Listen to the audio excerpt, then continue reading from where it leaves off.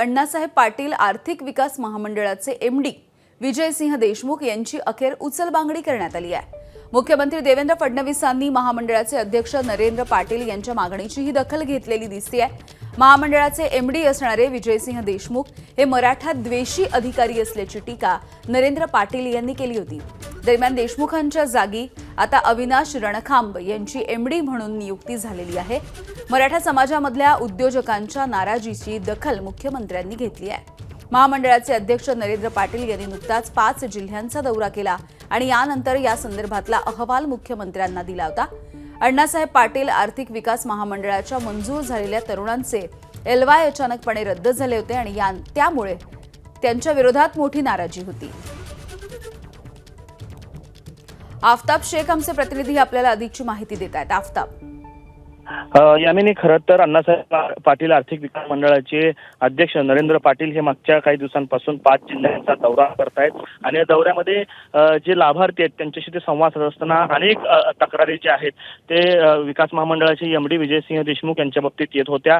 प्रामुख्याने याच्यामध्ये कर्ज जे प्रकरण मंजूर असतात त्याचे तरुण उद्योजकांचे एलवाय अचानक जे आहेत ते रद्द करण्याचा निर्णय एमडी यांनी घेतलेला होता आणि या सगळ्याच्या विरोधामध्ये नरेंद्र पाटील यांनी सातत्यानं उपसमितीचे अध्यक्ष राधाकृष्ण विखे पाटील असतील किंवा मुख्यमंत्री देवेंद्र फडणवीस असतील यांच्याकडे तक्रारी केलेल्या होत्या। तर मुख्यमंत्र्यांकडे कालच या 5 जिल्ह्याचा दौरा झाल्यानंतर अहवाल जो आहे तो नरेंद्र पाटील यांनी पाठवलेला होता आणि त्यांच्या मागणीची सगळी दखल घेत महामंडळाचे एमडी विजयसिंह देशमुख यांची अखेर तडकाफडकी बदली करण्यात आली आणि त्यांच्या जागी अविनाश रणखांब यांची व्यवस्थापक संचालक म्हणून या ठिकाणी नियुक्ती करण्यात आलेली आहे। मराठा समाजातील आरक्षणाच्या मुद्द्यावरून खरं तर मनोज जरांगे पाटील एके ठिकाणी राज्यात दौरे करतायत, मराठा समाजाचा आक्रोश मांडतायत आणि त्यामुळे मराठा समाजाची नाराजी कुठेतरी येईल अशा पद्धतीची भावना होते आणि त्यानंतर अण्णासाहेब पाटील आर्थिक विकास मंडळाचे एमडी यांची बदली करून खरं तर शासनानं एक संदेश देण्याचा प्रयत्न देखील या निमित्तानं केलाय। बरं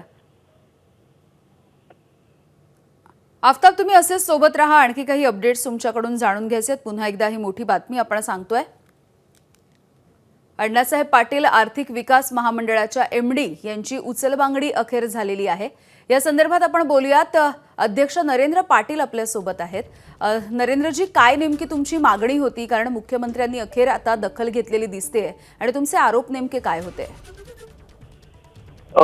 एमडी विजयसिंह देशमुख यांनी मागच्या वर्षापासून मराठा समाजासाठी जे केलेले अडथळे होते त्या अडथळ्याचा थेट परिणाम महामंडळाच्या मूळ लाभार्थ्यांशी होत होता आणि मराठा समाज आणि मुख्यमंत्र्यांच्या बद्दल खूप मोठ्या प्रमाणामध्ये गैरसमज आणि अंतर निर्माण करून देण्याचं काम विजयसिंह देशमुखांनी केलं। काही निर्णय त्यांनी बोटावर मोजणारे घेतले। उदाहरणार्थ, प्रमाणपत्रामध्ये त्यांनी स्वतः 6 लाखाची उत्पन्नाची अट टाकली।